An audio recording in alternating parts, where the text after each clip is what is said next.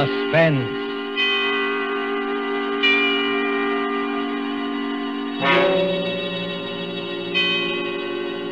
This is the Man in Black, here again to introduce Columbia's program, Suspense. Our stars tonight are Miss Agnes Moorehead and Mr. Ray Collins. You have seen these two expert and resourceful players in Citizen Kane, The Magnificent Amberson, in which Miss Moorehead's performance won her the 1942 Film Critics Award. Mr. Collins will soon be seen in the Metro-Goldwyn-Mayer Technicolor film, Salute to the Marines. Miss Moorehead and Mr. Collins return this evening to their first love, the CBS microphone, to appear in A Study in Terror by Lucille Fletcher, called The Diary of Sophronia Winters. The story told by this diary is tonight's tale of suspense. If you've been with us on these Tuesday nights, you will know that suspense is compounded of mystery and suspicion and dangerous adventure. In this series are tales calculated to intrigue you, to stir your nerves, to offer you a precarious situation, and then withhold the solution until the last possible moment. And so it is with the diary of Sophronia Winters and the performances of Agnes Moorehead and Ray Collins. We again hope to keep you in suspense.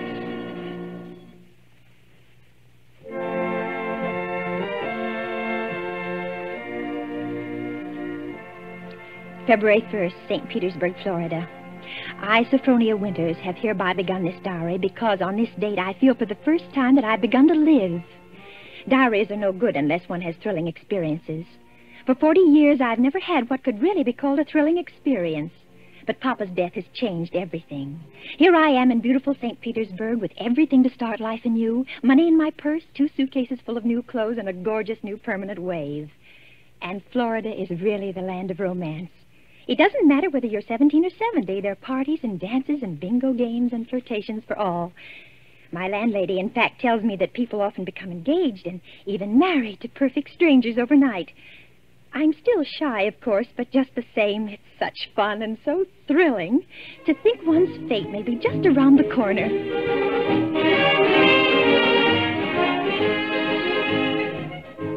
February 3rd. Oh, diary, it is beginning. This morning when I came out of my lodging house to go down to the beach, I noticed a man, a thrilling-looking man, sitting across the street on a bench. It was just as though he were waiting for me, because when I came out, he sort of started up as though he knew me.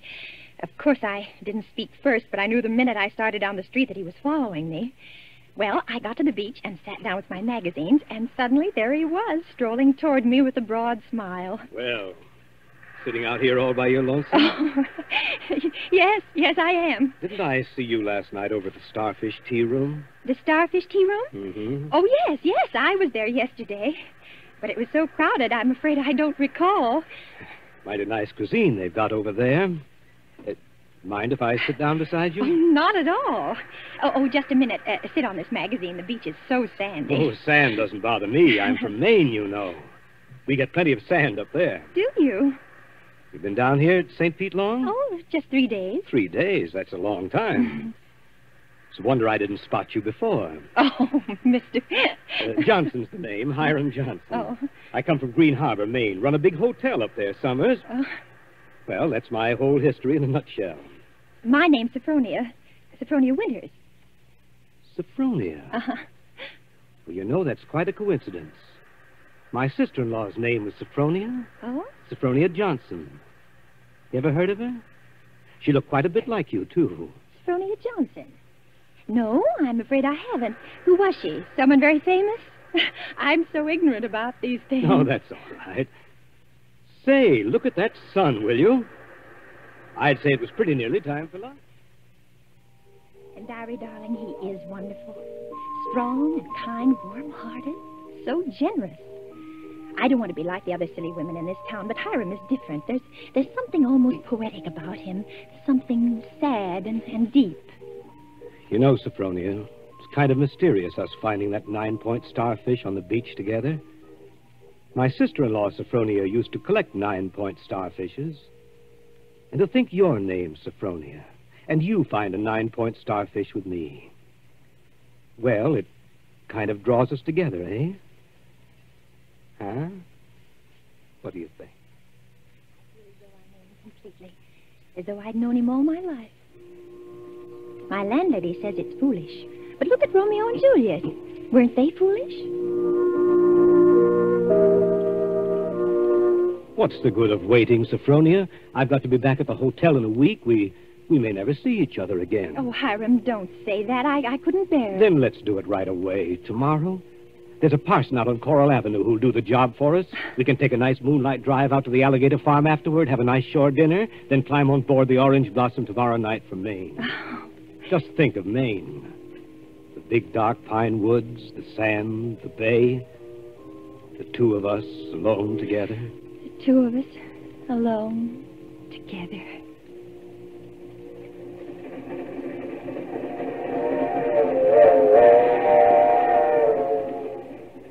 February 7th, on board the Orange Blossom. I was married in a wedding dress of Alice blue moire, with a frill of white organdy at the collar and wrists, and a rhinestone belt buckle. Hiram sent me talisman roses. I'm pressing one precious flower between the pages of this diary for luck.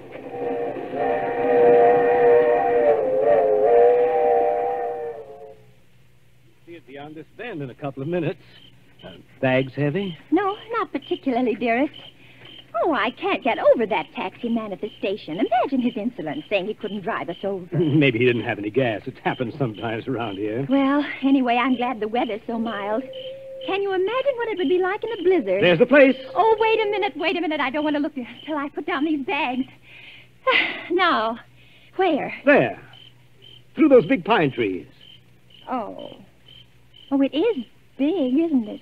125 rooms. So many fire escapes and balconies and porches and towers. I stayed in a hotel like that once years ago with Papa. It was very fashionable then. My grandfather built that place 50 years ago. Hasn't been changed much since. No? Well, of course, you've put in modern plumbing. Not yet. Here we are. Walk in. Oh, what's that? Just a foghorn out in the bay. Fog? We get it almost every night in this kind of weather. What are you locking the gate for? Why not? There's nobody coming in after us. Or going out again for a while. But I thought you said the hotel. The hotel is empty.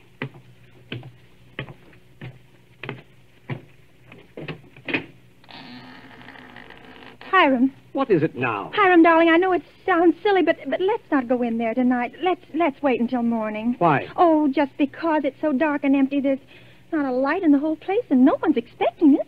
What do we eat? Where'll we sleep? Let's stay in the village just for tonight. I've got things to eat and a place to sleep. Come on. Oh, my arm. Hiram! Hiram! Do you remember my telling you down in Florida about my sister-in-law, Sophronia? Well, that's her over there on the wall. Take a look at her. Hiram, you hurt me. Oh, well, this glass is very dusty. She must have died many years ago. But her face is sweet, very sweet. And her eyes, there's something very sad and wistful about her eyes. She was a murderess.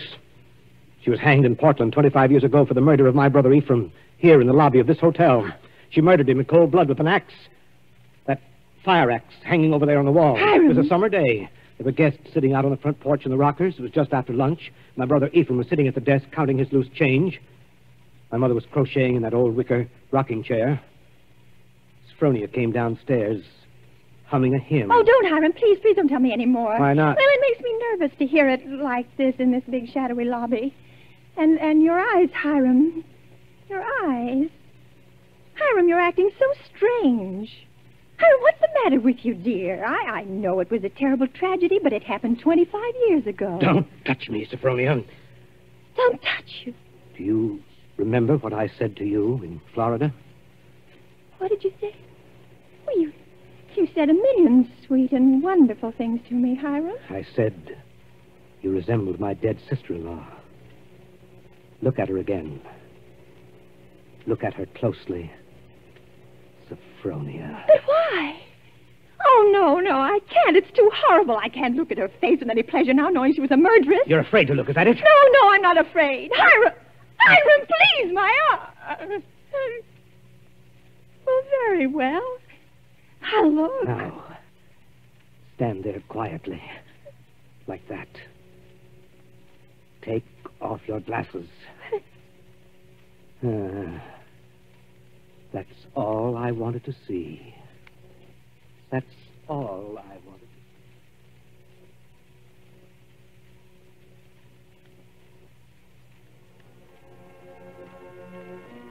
February 13th, Green Harbor Hotel, Maine. I can't understand it. I try to fathom it, but my head aches and my heart is heavy. The hotel is deserted. Has been for 25 years. Everything is covered with spiders and cobwebs. Great dining room with its oak woodwork is alive with rats. And the row of broken rocking chairs on the front porch faces emptily out to sea. Does he mean this to be my home? He's downstairs in the shabby parlor, off the lobby, playing the harmonium.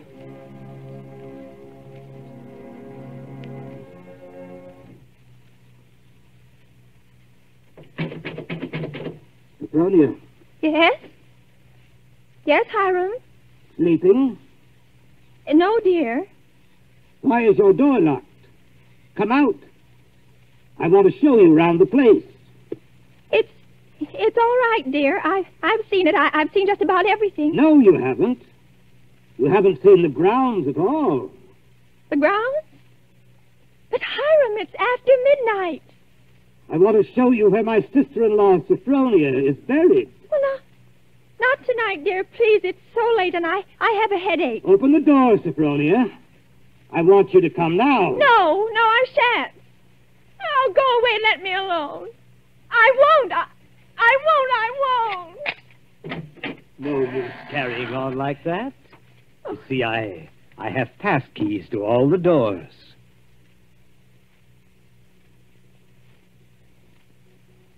See, Sophronia. Beyond, where those 4 birches are standing, it's where my sister-in-law, Sophronia, was laid away 25 years ago. It was the biggest funeral in the neighborhood. Folks crowded outside the gate with the dozens trying to get a look, but we wouldn't let them. Buried her ourselves without a service out here by herself on the grounds. Ephraim is buried in town, but not Sophronia. I had a feeling I'd have to keep an eye on her even then. Keep an eye on her? I knew she was one of those restless sleepers who wouldn't stay quiet in her own grave. I knew before the year was out she'd find some way to start roaming around, hunting for mischief again. She was a young she-devil to the core, Sophronia. They could hang her till doomsday. Wouldn't do any good. You mean you think she haunts this hotel? No, not this hotel. She never had any use for it, alive or dead. No. She makes for the warmer climates. She was always a cold-blooded little fish, freezing and shivering all the time. Places like California and Texas and Florida, she makes for. Florida? Yes, that's one of her favorite haunts, particularly around St. Pete. She likes the flowers and the sun and the romance. Hiram, I feel cold. Do you mind if I go inside Just now? a minute. I haven't explained everything. You think I'm crazy, I guess. Crazy. But I'm a lot smarter than some people give me credit for. Because, you see, I have found her now. 3 times. Do you see that grove of birches over there? Under every one of them's a grave. I found her wandering the earth in disguise 3 times. And I've killed her 3 times. It still doesn't do any good. She's still restless. You mean you've killed 3 different women? So now I keep another open grave to remind her. It's waiting now. Would you like to see it, Sophronia? No, Hiram. No, please, Are you afraid to see it, Sophronia? No, Hiram, you don't mean to say that you think, just because my name happens to be Sophronia, and that I look a little like... Think what, Sophronia? Nothing.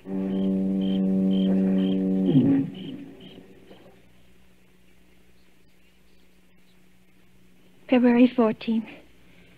My mind is made up. I've made a terrible mistake, and I must get away from this place. I must get away from Hiram as quickly as I can. It should be easy. There's no fog today. If I can only escape from the hotel, I can run and hide in the pine woods. No. I shall wait for dusk, when he generally sits down in the parlor and plays the harmonium. I can hide a little earlier in one of the deserted rooms, and then, when his back is toward the lobby, slip out the front door.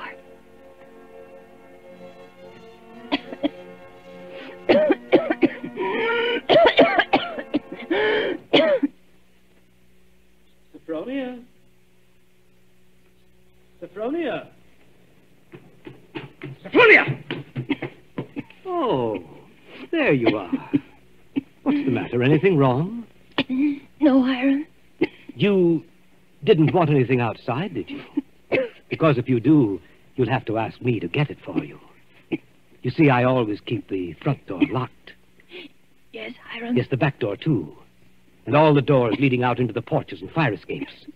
And a good many of the windows. It makes one feel safe from thieves and peeping toms. Oh, you've got a cold. That's too bad. Yes. I must have caught it last night. Outdoors. The damp. You ought to be in bed. A good bed. The only good bed in the house is in my sister-in-law, Sophronia's old room. No, Hiram. I'm all right. Is this a little head cold? Oh, little head colds often develop into pneumonia. Why, it's too bad I didn't think of that before. You might have slept in it from the beginning. Here, up these stairs. What? What's the matter? Are you so weak? No. No, I'm all right. This room is the cleanest in the hotel, too. I've always had a sort of suspicion about it. You see, I've kept everything as it was. What's the matter? Nothing. It's just... It seems kind of familiar. No. It's just that seeing it so clean, seeing it as though someone were living here, as though it only just stepped out for a moment. It's as she left it that afternoon when she walked down to murder my brother. You see her needlework on the table with the needle sticking in it? And her hymn book still open? She was very fond of singing hymns, Sophronia was. Had a nice voice, too. I used to accompany her. Oh. I'll turn down the bed for you. Then you can get undressed while I go and make you some hot tea. No, I don't want any. Here's the closet. You can put on one of Sophronia's dressing gowns.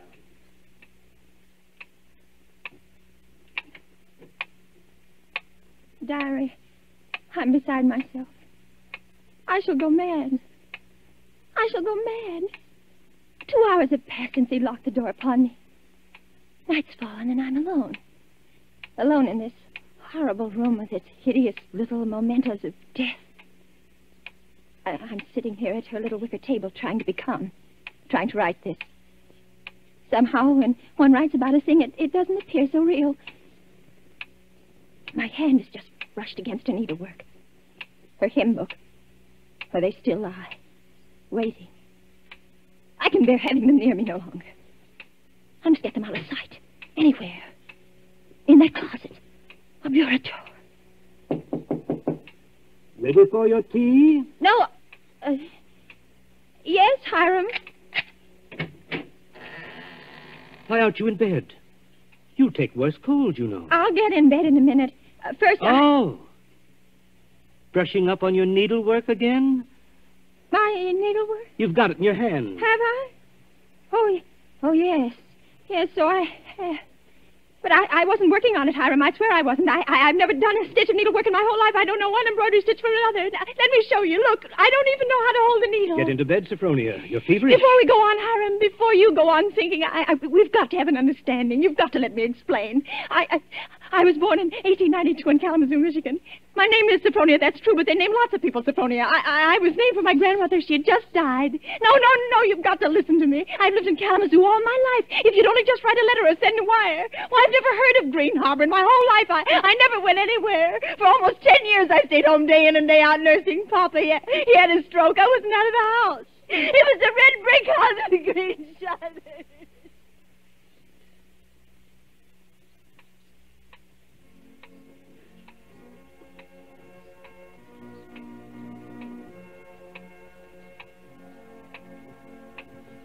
February 15th.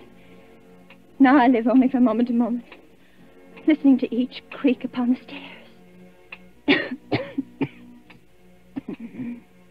I've been in bed all day. It's night now. The foghorn has begun to blow again.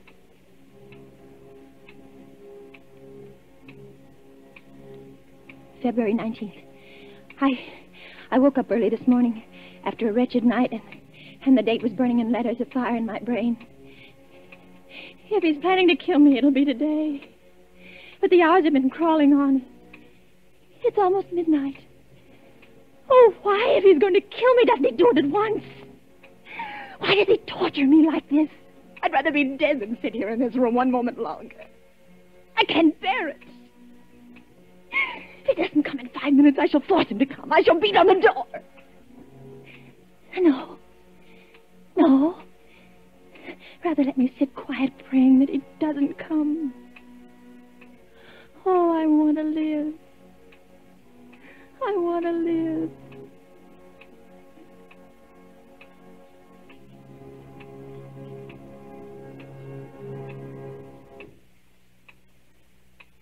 Sophronia! It's come. Sophronia! Come downstairs. I want you to sing me a hymn. Sing? He never asked me to sing for him before. But she sang. I can't sing, dear. I told you that long ago. Did you? Well, I'd forgotten. And besides, how can I come downstairs when my door's locked? It's unlocked. Try it. Unlocked? Oh, no. How could it be? Oh, it is, and I never know it. I never know it. Coming? He unlocked it. Sometime while I was just sitting. Oh, why didn't I try a few more times? Why did I just sit there assuming? No, he'd have caught me anyway. He'd have known. But I might... Oh, now it's too late. He's going to kill me. Sophronia! Yes, Hiram. I'm coming.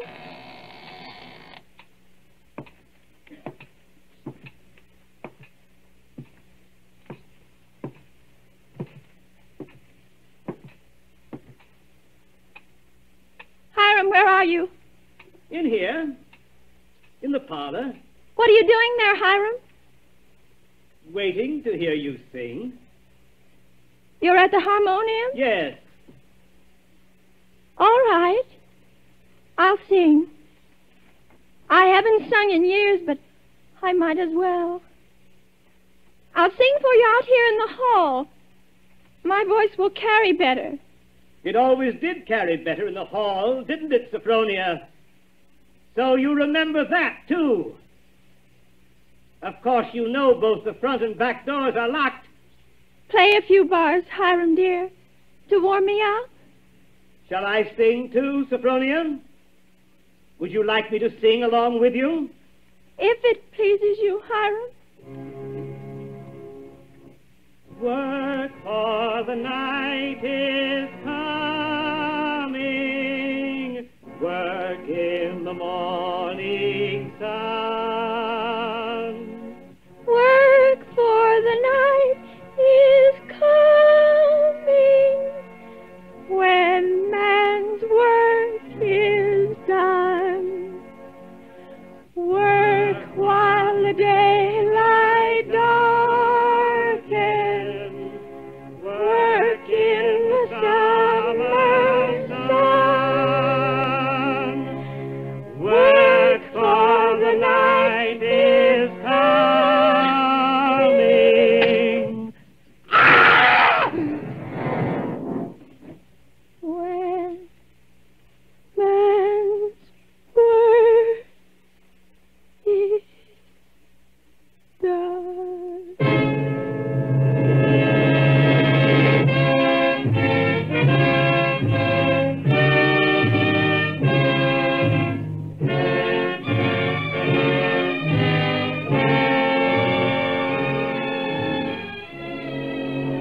There's only one more page. Shall I read it to you? Yes. Yes, go ahead. March 22nd. I've been sick, I think, for a very long time. The pages of my diary are blank, but I shall take you out again, poor diary, today and start you over again. No, I shall never look back at the other pages.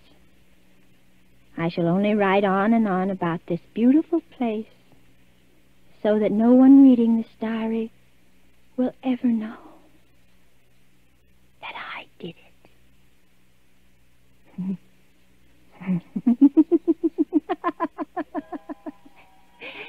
But I did do it, diary. I was smarter than he. When I opened that door at the head of the stairs and heard the music, when I saw the fire axe still hanging on the wall. Oh, I was so cautious. So terribly cautious. I tiptoed like a little mouse, even as I sang the hymn into that room where he was playing. But I was clever, so much cleverer than he. I kept on singing. And now I'm free. Free as a bird. I'm free and he shall never catch me now, not this time or ever again, because he's dead. Isn't he, Nurse? Nurse, isn't my dear brother-in-law, Hiram, really dead? Yes, miss, he's dead. And now I'll thank you to hand me that diary. The doctor doesn't approve of the patient's writing anything.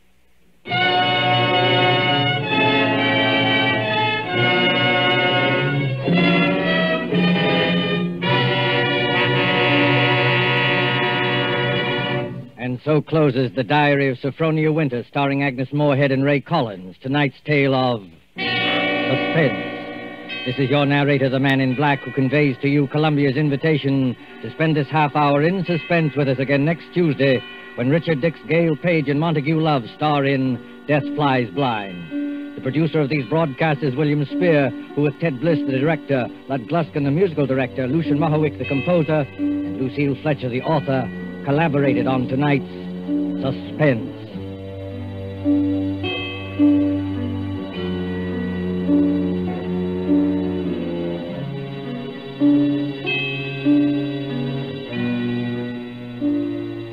This is the Columbia Broadcasting System.